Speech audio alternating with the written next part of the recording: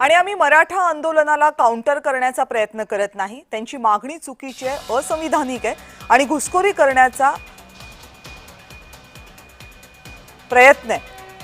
आम्ही आमचं आरक्षण वाचवण्यासाठीची तयारी करतोय।